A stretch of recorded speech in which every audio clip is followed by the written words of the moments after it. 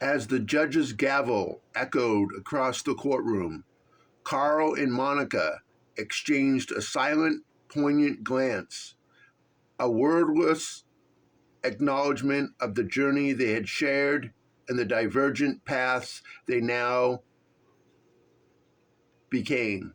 It was the end of their marriage, a first verdict on years of love, resentment, hope, and heartbreak. They had once believed in forever, but now forever had been reduced to signatures on legal documents and slow, inevitable drifts into different lives. Carl left the courtroom with a mix of relief and sorrow. The weight of a toxic relationship had been lifted, but the void of its absence was undeniable. For years, he had tried to make things work, sacrificing his happiness for the sake of obligation, loyalty, or perhaps just fear of change. Now he faced the unknown, a blank stare, both exhilarating and terrifying. For Carl, healing did not come overnight. At first, he wandered through his new life like a man lost at sea, unsure of how to navigate the waters of singlehood. The house felt emptier, the silence heavier, but in the absence of Monica's criticisms, coldness, and constant battles, he began to hear something else, his own thoughts, unfiltered and uninterrupted. He began to rediscover himself. He started small. Mornings no longer began with arguments over who would make the coffee. He ran through the park instead, feeling the sharp morning air fill his lungs, reminding him he was alive. He took up cooking, a task he once dreaded but now found strangely meditative. He went out with friends he had lost touch with over the years, rebuilding connections Monica had once deemed unimportant. Slowly, he pieced himself back together.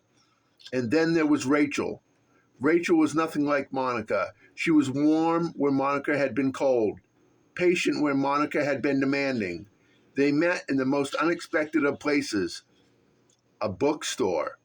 Of all places, both reaching for the same novel, their hands brushing against one another, a small moment, but one that ignited something within him. With Rachel, there was laughter, understanding, and most importantly, peace. It was a stark contrast to the storm he had weathered for years. Carl moved forward. Monica spiraled downward.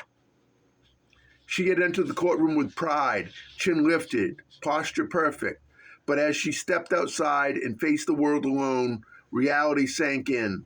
The life she had controlled, dictated, and dominated had slipped through her fingers.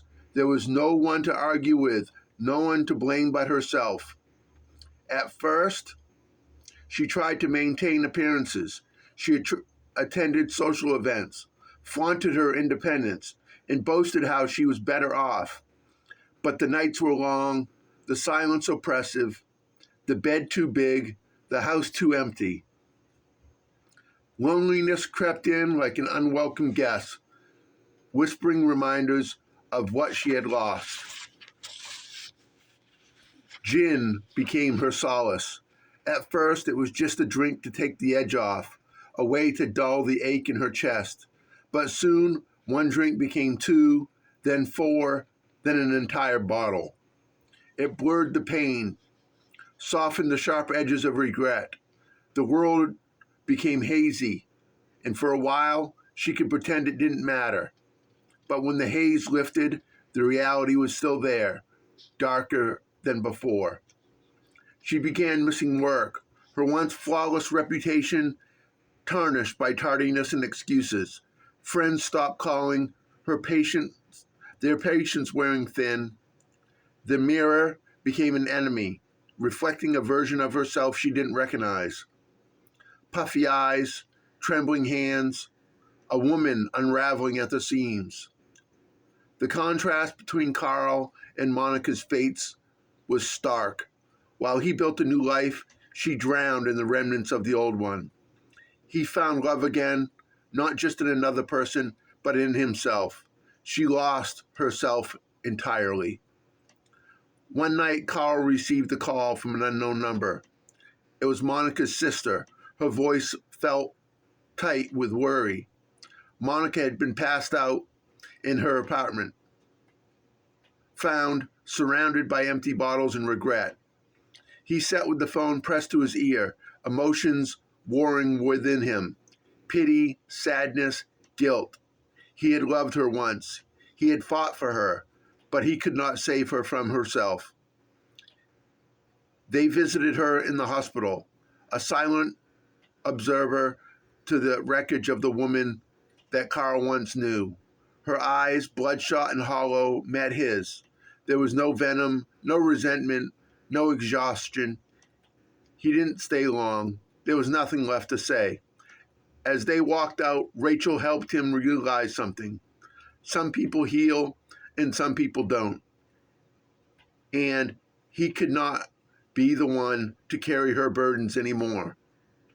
As Carl stepped out into his life, a life filled with love, purpose, and possibility, Monica left to face her demons alone. The gavel had fallen, and the echo of the verdict had been written. One chose to rise, the other chose to fall. This has been the Gavels Echo, a tale of diverging fates, narrated by Linwood Mann, authored by Linwood Mann.